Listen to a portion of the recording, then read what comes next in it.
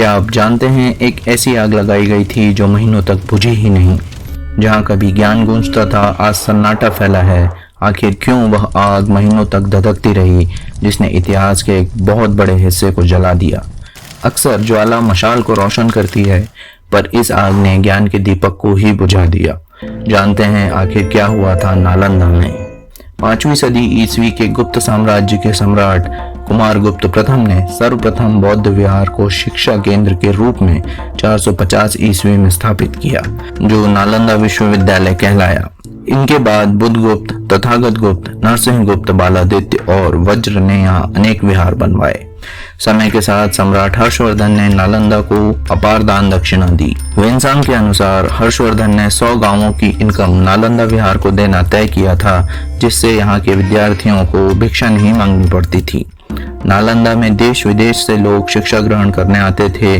Korea, Japan, चीन, Tibet, Indonesia, Iran, यूनान, Mongolia, Sri Lanka, Sumatra व तुर्की से विद्यार्थी नालंदा में पढ़ने आते थे और यहीं रहकर सालों तक शिक्षा प्राप्त करते थे। ऐसे ही दो थे, वेनसांग और इत्सिंग, चीन के यात्री जिन्होंने नालंदा से ज्ञान प्राप्त किया। वेनसांग नालंदा में 5-6 साल तक रहा व 18 माह का समय सिर्फ योग सीखने में लगाया। बाकी समय में उन्होंने 24 महायानी ग्रंथों के रेप्लिकास तैयार की और वापस चीन लौटते समय 520 ग्रंथ अपने साथ ले गए। इसी प्रकार इत्सिंग ने नालंदा में 10 वर्ष बिताए और 400 संस्कृत ग्रंथों की प्रतिलिपियां रेप्लिकास तैयार की। नालंदा का माहौल ज्ञानमय था। जो भी यहाँ आता था उसका उद्देश्य सिर्फ ज्ञान प्राप्ति था। राजाओं द्वारा दिए भरपूर दान के कारण विद्यार्थियों को भिक्षा नहीं मांगनी पड़ती थी और उनके रहने, भोजन व कपड़ों की पूरी व्यवस्था विश्वविद्यालय संभालता था, ताकि विद्यार्थियों का समय सिर्फ पढ़ाई में बीते। इसीलिए इसे first residential university in the world कहते हैं। नालंदा के आर्किटेक्ट को देखें तो यह बहुत बड़े क्षेत्र में फैला हुआ था और सभी सुविधाओं से युक्त था। पूरा विश्वविद्यालय एक विशाल दीवार के अंदर था और सिर्फ एक ही प्रवेश द्वार था। अंदर अनेक मठ, बड़े स्तूप और मंदिर बने थे, जिन्हें भगवान बुद्ध की सुंदर मूर्तियों से सजाया था। मुख्य विद्यालय में 7 बड़े कमरे थे व लेक्चर्स लेने के लिए 300 कमरे अलग थे। रहने के कमरे सिंगल एंड शेयरिंग दोनों तरह के थे। सोने के लिए पत्थर के बिस्तर थे। दीपक, पुस्तक आदि रखने के लिए दीवारों में आले बने होते थे। हर हॉस्टल या मठ के आगे एक कुआं होता था। साथ ही यहाँ अनेक बागीचे व झीलें भी थीं। आज के IIT और NIT कैंपस ऐसे ही बनाए जाते हैं जैसे नालंदा था। इतना विख्यात होने पर भी कोई भी यहाँ नहीं आ सकता था। नालंदा का द्वार पंडित विद्यार्थियों की परीक्षा लेता था, जिसमें 10 में से 2 या 3 ही सफल हो पाते थे। मतलब सिलेक्शन रेट 20% का था। इसीलिए एंट्रेंस एग्जाम की शुरुआत नालंदा से मानी जाती है। नालंदा विश्वविद्यालय 8 संघरामों कॉलेजेस में बटा था, जिनमें विधि, न्याय, योग शास्त्र, चिकित्सा शास्त्र, सांख्य दर्शन, तंत्र विद्या, शब्द विद्या जैसे अनेक विषय पढ़ाए जाते थे। चिकित्सा शास्त्र का अध्ययन करना सभी के लिए अनिवार्य था। कई विद्वान महापंडित जैसे नागार्जुन, आर्यदेव, असंग, वसुबंधु, धर्मपाल, शीलभद्र आदि यहाँ पढ़ाते थे। वेनसांग के अनुसार यहाँ शिक्षकों की संख्या 1510 व विद्यार्थियों की 10,000 थी। यहाँ का मुख्य आकर्षण विश्व प्रसिद्ध धर्मगंज पुस्तकालय था, जो रत्नसागर, रत्नोदधि व रत्नरंजक नामक 3 विशाल भवनों में बटा था और यहाँ 3 लाख से अधिक हस्तलिखित पांडुलिपियां थीं। परंतु जो सूरज चढ़ता है उसे ढलना भी होता है, यही नियम है। 1203 ईस्वी में एक तुर्क सेनानायक बख्तियार खिलजी ने बिहार की ओर रुख किया, जो पूर्वी भारत में सत्ता जमाना चाहता था। सिर्फ 200 घुड़सवार की टुकड़ी लेकर इसने नालंदा को चारों ओर से घेर लिया व कत्लेआम शुरू कर दिया। कुछ भागने में सफल हुए, पर अधिकांश मारे गए। धर्मगंज पुस्तकालय में आग लगा दी गई। सैकड़ों वर्षों का अमूल्य ज्ञान धू धू करके जलने लगा। यह आग महीनों तक लगातार जलती रही और आसपास के गांवों में ताड़पत्र की महक फैलती रही। धर्मगंज में चिकित्सा शास्त्र का प्राचीन ज्ञान था, जो खत्म हो गया। सांख्य, भाषा, खगोल आदि का ज्ञान राख हो गया।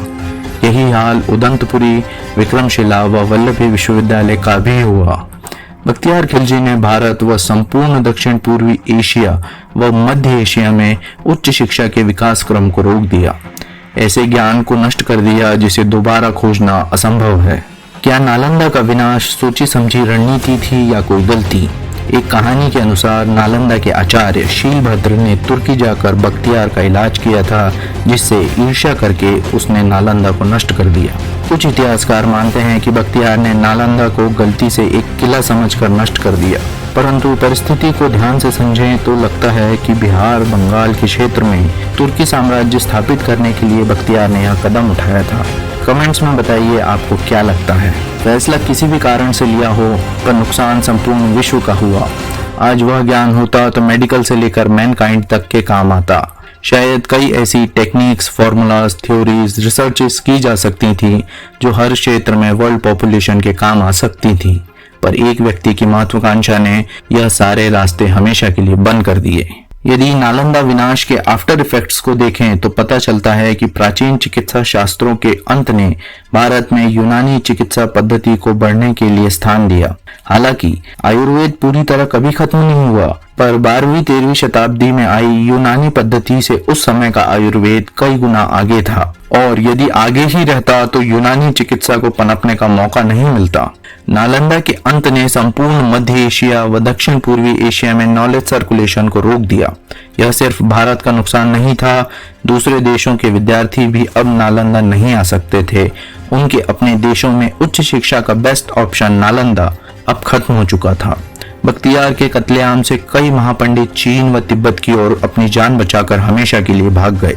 वो जाते समय बचे कुछ ग्रंथ भी ले गए।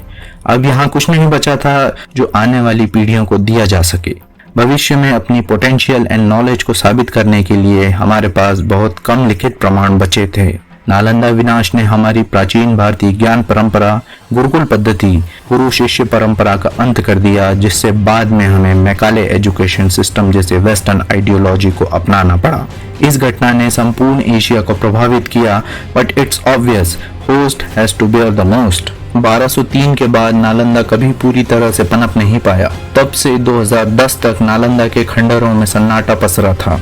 2010 में भारत सरकार ने नालंदा विश्वविद्यालय के नाम पर एक नया विश्वविद्यालय शुरू किया। इससे यह तय हो गया कि नालंदा का नाम जीवित रहेगा। कमेंट्स में बताइए, अगर आज नालंदा का प्राचीन ज्ञान होता तो क्या क्या नया किया जा सकता था। ऐसे ही शॉर्ट एंड प्रिसाइज हिस्ट्री के लिए सब्सक्राइब करें, बेल आइकन को दबाएं, लाइक एंड शेयर करें।